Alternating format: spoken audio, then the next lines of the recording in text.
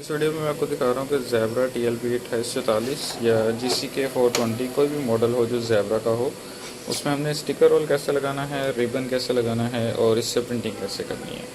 तो sticker role के लिए ये वाला सेक्शन होता है यहाँ पे, इसको हमने जस्ट ऐसे ओपन करना है और यहाँ पे स्टिकर रोल कौन सा है इसको एडजस्ट कर देना है इस तरीके से। यहाँ पे हमने इसको यहाँ से ये जो इसका रूलर होता है इसको यहाँ से एडजस्ट करके स्टिकर के बिल्कुल बराबर ले जाना है। अगर आपका 2x1 का भी साइज़ है तब भी यही सेटिंग है, सिंगल 1.5x1 का है तो तब भी यही सेटिंग है। बिल्कुल कटिंग एज के ऊपर स्टिकर को ला के आपने छोड़ देना है।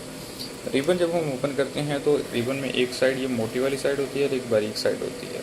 आपने बारीक वाली साइड को, ये जो गैप आप देख रहे हैं यहाँ पे नीचे, यहाँ से ड्रॉप डाउन करना है और इस साइड पे ले आना है। जैसे ये देखें, ये ड्रॉप डाउन करके हमने यहाँ से इसके नीचे वाली साइड से रिबन को इस साइड पे ले आए।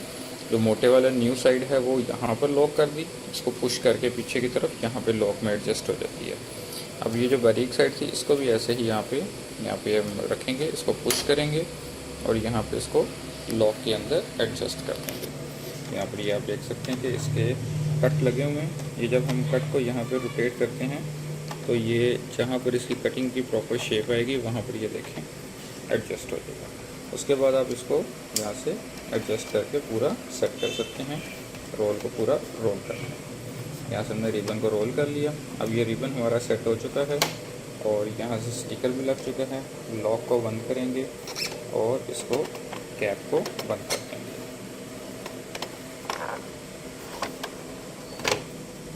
ये हमारा प्रिंटर यहाँ पे लॉक हो चुका है, ठीक है।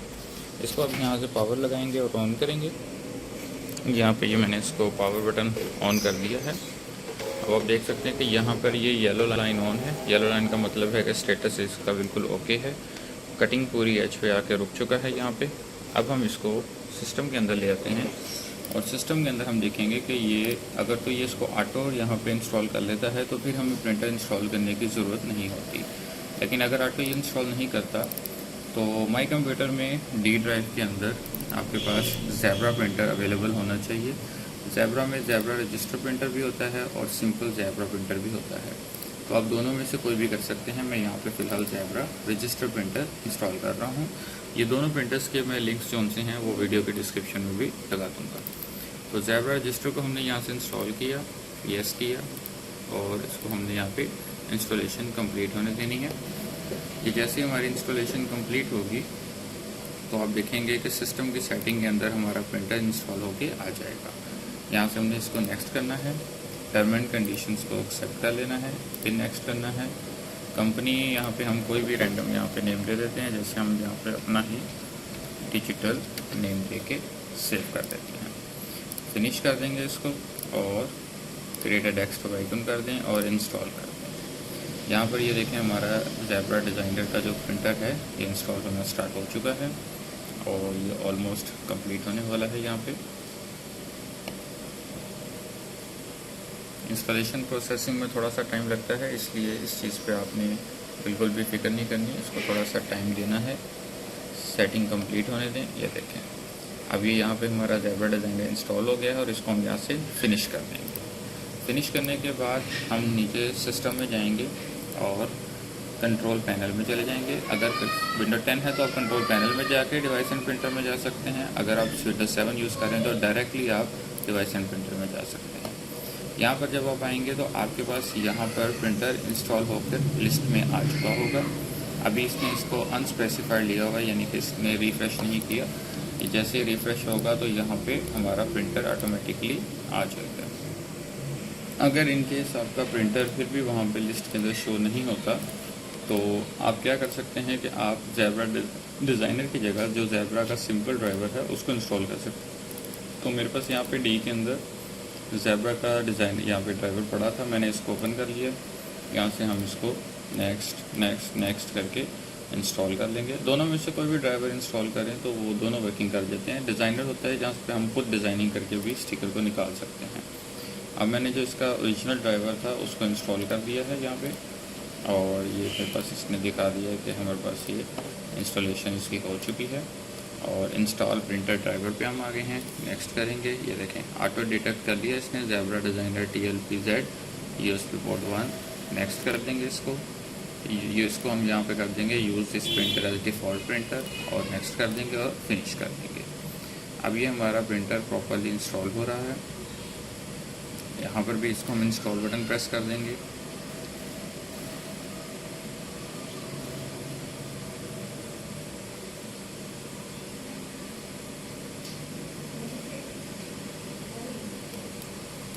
इंस्टॉल होते हुए यहाँ पे थोड़ा सा ये टाइम ले रहा है, तो इसकी आपने फिक्र नहीं करनी है, इसको इंस्टॉल होने देना है।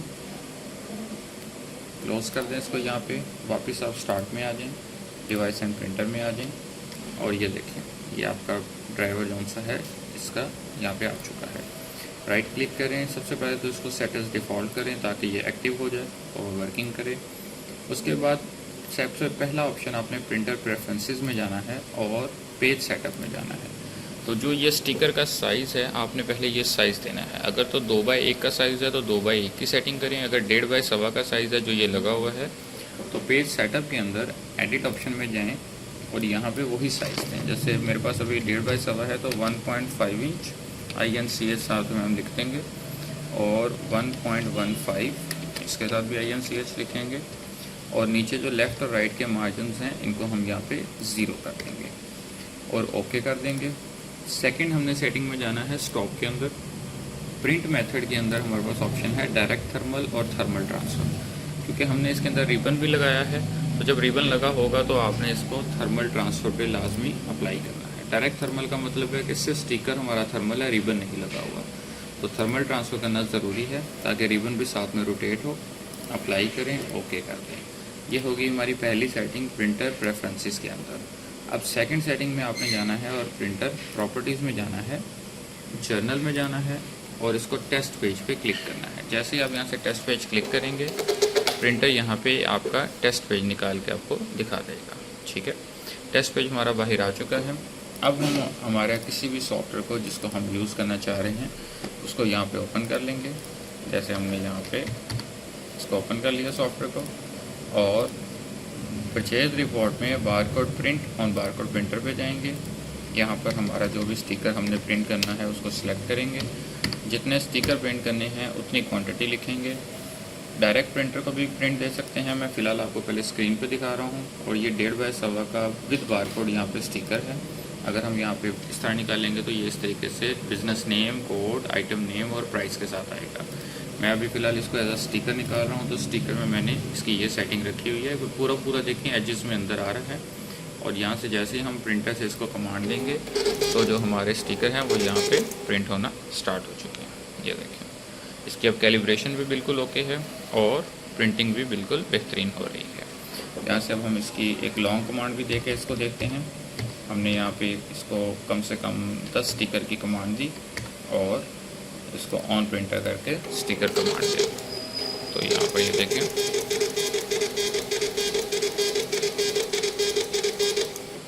ये देखें, ये 10 के 10 स्टिकर जो से हैं ये प्रिंट होके आ चुके हैं। और है जो इस वीडियो में मेंशन करना चाह रहा था कि अगर आपके स्टिकर ऐसे पूरे अलाइनमेंट के अंदर प्रिंट नहीं हो रहे और ऊपर नीचे हो रहे हैं, यानी कि ये नेम कभी ऊपर चला जाता है या ये वाली डिजिट जोन से नीचे आ जाती हैं, तो इसका मतलब होता है कि आपकी जो कैलिब्रेशन है वो आउट हो चुकी है।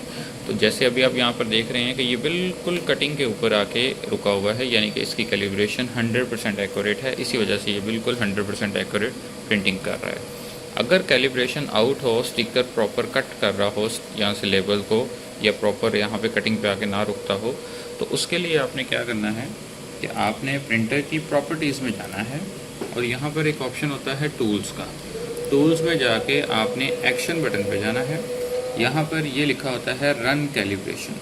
जब आप रन कैलिब्रेशन बटन को क्लिक करते हैं तो प्रिंटर ऑटोमेटिकली एक कमांड पिक करता है और उसको आपके जो है स्टिकर्स को निकालना स्टार्ट कर देता है।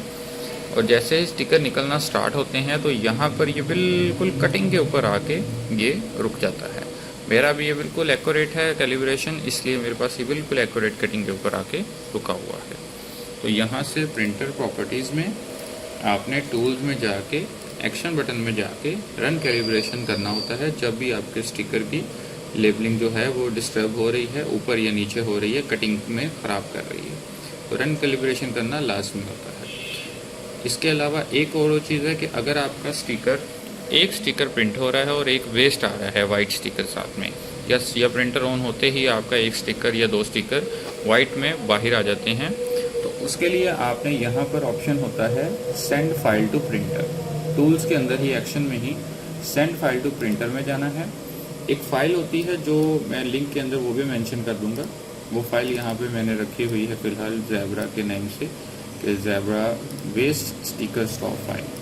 ये एक फ़ाइल इसके अंदर अवेलेबल होती है इस नेम से।